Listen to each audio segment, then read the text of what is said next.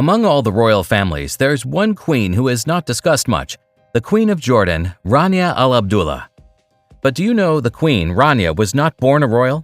Now you've probably been wondering how a commoner became Queen of Jordan. In today's video, we'll dive into the life story of the Queen of Jordan, Rania Al Abdullah. Everything will be unveiled from her becoming a queen to becoming one of the 100 most powerful women in the world. But before we dive there, we have to start our story from the earlier life of Rania Al Abdullah. Earlier life of the Queen. Rania was born on August 31, 1970 in Kuwait. Her father, Faisal Sidqi Al-Yassin, and her mother, Al-Yassin, were both of Palestinian descent, and both of them were well-educated people. Her father was a physician, while her mother was a homemaker. Rania grew up in the West Bank town of Tulkarm, Palestine, with her two siblings, an elder sister and a younger brother. Her childhood was relatively normal, like every other middle-class Palestinian family. She completed her primary and secondary education at New English School in Jabriya city of Kuwait. Then she chose to move to Cairo for her higher education. It was 1991 when she got her bachelorette degree in business administration from the American University of Cairo. Back home in the West Bank, it was the time when the tension started brewing in the borders. In the same year, 1991, the Gulf conflict started. This forced her parents to leave their home, so they gathered whatever they could and fled from the West Bank in search of a better life. Her parents chose Amman of Jordan to resettle, where she would write her destiny. After graduating, she moved back to Jordan, where her family had settled. Now she had a degree and the challenge of finding a job in this new country. But this didn't stop her. She found her first job in Citibank as a marketer, but this didn't last long. Then she joined Apple's marketing department. Later, when asked about her journey, she said, "We can spend our lives letting others dictate our narrative and cast ourselves as the victims, or we can realize the truth, that we are the creators of our own story." And we couldn't agree more.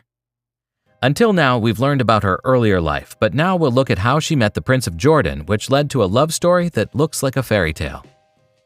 Rania had made a good life for herself where she had a good job and an excellent place to live, though it was far from her homeland.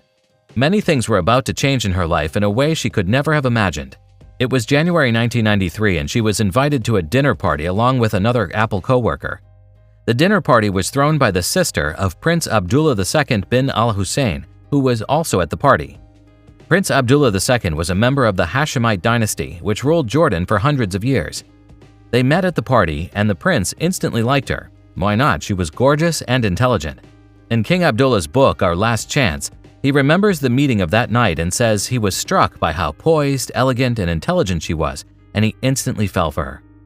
After that night, the prince had to track her down and invite her to a party, but this was not an easy task, so the prince sent flowers and chocolate to persuade her to come.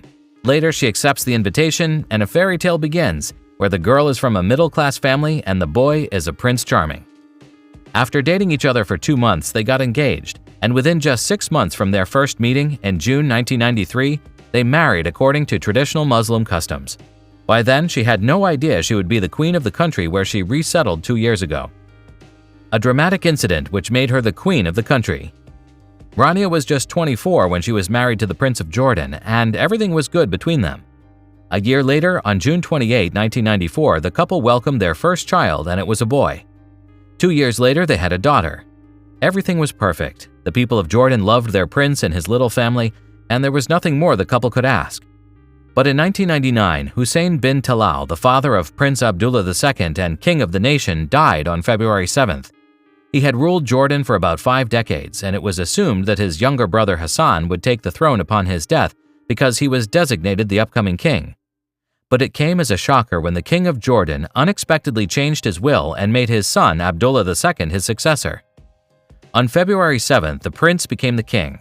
6 months after that, the king elevates his 28-year-old wife's status from princess to queen. The people of Jordan hugely celebrated this news. He announced her coronation over state television. King Abdullah declared that his wife's non-royal origin made her better connected to the hopes and outlook of the people. And here is why Rania is one of the most popular queen women in the world. The journey of Queen Rania to becoming one of the most powerful women. Upon decanting on the throne, the 28-year-old queen took up the mission to do everything she could to elevate the quality of life in her country and worldwide. Apart from being a mother of 4 children, she is an international human rights advocate and includes a plethora of work from empowering women to cross-cultural dialogue. Queen Rania founded the Queen Rania Foundation for Education and Development in 2013. This foundation aimed to increase the education level in the country and improve the quality of education. For such an aim, the foundation complements the work of the Jordanian Education Ministry through various Queen's initiatives, such as the Queen Rania Teacher Academy, Al-Aman Funds, and others. The Queen also advocates for other social initiatives like the Jordanian River Foundation, Royal Help Awareness Society, the Jordan Education Initiative, the National Council for Family Affairs, and many more. Though she backs many initiatives locally and internationally, she is mainly seen as the face of women's empowerment. Now, all this great work didn't go unnoticed by the international community. Looking to her success as a social reformer, she was invited to join its Global Leadership Initiative of the United Nations Children's Fund in November 2000, and in 2009 she became honorary chairperson for the United Nations Girls Education Initiative, UNGEI.